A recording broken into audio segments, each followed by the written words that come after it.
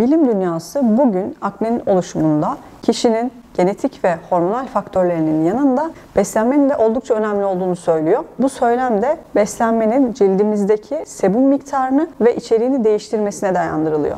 Peki nasıl beslenelim ki akne oluşumunu azaltalım ve akne tedavi sürecimizi iyi bir şekilde atlatalım? Fazla uzatmadan hemen videoya geçelim. Önce aknenin tanımıyla başlayalım. Akne dediğimiz şey kıl, yağ bezi yapısındaki uzun süreli iltihaplanmadır. Akne patogenezinde yani aknenin oluşumunda en önemli basamaklardan birisi cildimizdeki yağ bezleri tarafından salgılanan sebum salgısı miktarındaki artıştır. Ek olarak insülin hormonu, tiroid hormonları, östrojen ve androjen hormonlar dediğimiz testosteron hormonu ve benzeri yapılar akne oluşumunda önemli etkilere sahip. Beslenme ve akne arasındaki ilişkiyi inceleyen araştırmalar bu bahsettiğim mekanizmalar üzerinde yapılmakta. Bu araştırmalarda da bazı besinlerin akne oluşumunu artırdığı, bazılarının ise akne oluşumunu azalttığı belirtilmiş. Bu besinlerden birincisi süt. Süt, yağ içeriğine bakılmaksızın kandaki insülin benzeri büyüme faktörünün artışına neden olmakta. Ayrıca içerisindeki whey proteininden dolayı insülin salgısını da artırıyor. Sonuçta hiperinsülinemi dediğimiz kanda gereğinden fazla insülin salgısı meydana gelmiş oluyor. Bu durumda androjen dediğimiz hormonların etkinliğini artırıyor ve sonuçta akne oluşmuş oluyor. Tabii sadece süt değil, aynı zamanda sporcuların kullandığı whey ve kazein protein tozlarının da vücutta bir protein kompleksi, yani bir reseptörün etkinliğini artırdığı için akneye neden olduğu söyleniyor. Peynir, yoğurt, kefir gibi diğer süt ürünlerinin akne ile ilişkisine baktığımızda ise bazı çalışmalarda herhangi bir akne oluşumuna bu ürünlerin neden olmayacağı belirtiliyor. Bazı kaynaklarda ise sanayi tipi maya ile yapılan peynir, yoğurt ve kefir gibi ürünlerin yine akneye muhtemel olarak neden olabileceği belirtiliyor. Bu çelişkilerden dolayı bu ürünlere de birazcık sınırlı yaklaşmak gerekiyor. Yani günlük porsiyonu aşmamak gerekli. Ve tabii ki sanayi tipi ürünlerden de mümkün olduğunca uzak durmalıyız. İkinci besin grubu ise glisemik indeksi ve glisemik yükü yüksek besinler. Glisemik indeks farklı gıdaların kan şekerini yükseltme ölçüsüdür. Glisemik yük ise belirli miktardaki bir besinin vücutta oluşturduğu insülin ihtiyacıdır. Pek çok çalışmada denilmiş ki düşük glisemik indeksli ve düşük glisemik yüklü besinlerin oluşturduğu bir beslenme düzeni aknenin sayısını, şiddetini ve serbest androjen indeksini önemli bir oranda azaltıyor.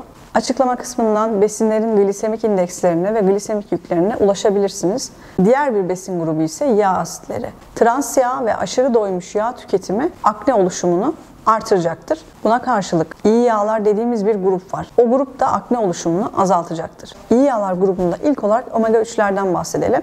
Omega 3 yağ asitleri insülin benzeri büyüme faktörünün miktarını azaltarak sebum üretimini ve foliküllerdeki tıkanıklığı azaltıyor.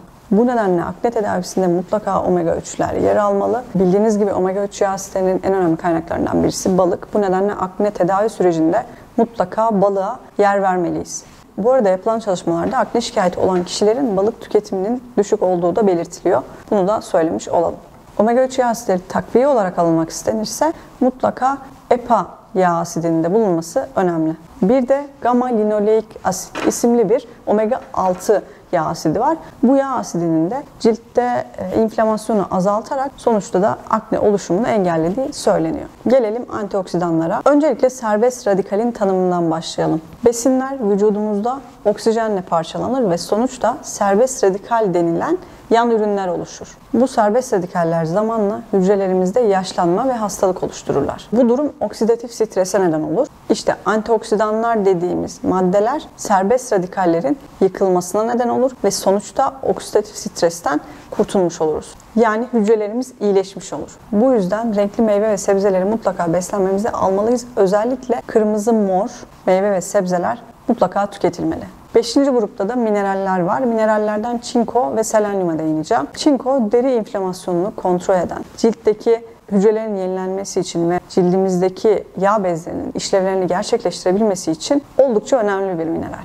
Ayrıca A vitamini ve androjen metabolizmasında da etkili. Akne şikayeti olanlarda ağızdan çinko alımının ciltteki lezyonları %17 oranında azalttığı belirtilmiş. Çinko ile ilgili daha fazla çalışılması gerektiğini söyleyen tabii ki çalışmalar da var. Eğer ihtiyacınız varsa doktorunuza danışarak iyi bir çinko takviyesi alabilirsiniz. Bu arada tabii ki çinko içeren besinleri de tüketelim. Ancak bir eksiğimiz varsa besinlerle aldığımız muhtemelen yetmeyecektir. Çünkü besinlerle aldığımız çinkonun %15 ile 30'u emilir, %70 kadarı vücuttan atılır. Bunun için de doktorumuza danışarak takviye ihtiyacımızın olup olmadığını görüşmeliyiz. Diğer bir mineralimiz de selenyum. Selenyum düzeyleri de aknesi olan kişilerde düşük bulunmuş. Tam tahıllar, baklagiller, soğan, turp, sarımsak ve yumurta gibi selenyum içeren besinleri mutlaka tüketmeliyiz. Vitaminlere baktığımızda A ve E vitamini akne tedavisinde oldukça etkili. A ve E vitamininin akne şikayeti olan kişilerde düşük miktarda olduğu belirtiliyor. Bu düşük miktar tabii ki akne için bir risk faktörü. Ağızdan A vitamini alımı akne lezyonlarını iyileştiriyor. Hatta akne tedavisinde kullanılan önemli bir ilaç var, izotiretionin. Bu da zaten A vitamini türevi. Akne için eğer tedavi sürecindeyseniz ve bu ilacı kullanıyorsanız A vitaminini mutlaka sınırlamanız gerekir. Son olarak yeşil çaydan bahsedelim. Yeşil çay içerdiği epigallokateşin gallat isimli bir madde dolayısıyla antiinflamatuar, antioksidan, antimikrobiyal ve lipid seviyesini düşüren bir madde. Ayrıca antiandrojenik etki de gösteriyor. Yani vücutta androjen seviyesine karşı hareket ediyor. Eğer androjen seviyesi vücutta artarsa sebum üretimi artar. O zaman gözeneklerimiz tıkanır. Gözenekler tıkanırsa da bakteri üremesi burada artmış olur. Yani akne şiddetlenir. Yeşil çay içerisindeki epigallokateşin gallat bu döngüyü kırmış oluyor. Yeşil çay hem oral hem de topikal olarak kullanıldığında aknede etkili. Tam olarak dozu bilinmiyor. Beslenmemize 1-2 fincan yeşil çay ekleyebiliriz. İzotiretionin kullanıyorsanız burada bir dipnot vereyim. Bilimsel verilerde yeşil çay ile bu ilaç arasında herhangi bir etkileşim göremedim. Fakat yine de dikkatli tüketmekte fayda var. Videoyu sonuna kadar sabredip izlediğiniz için teşekkür ederim. Videomu beğendiyseniz beğen butonuna tıklamayı, kanalıma abone olmak ve videolarımdan haberdar olmak için bildirim zilini açmayı unutmayın. Kendinize iyi bakın, sağlıklı günler dilerim.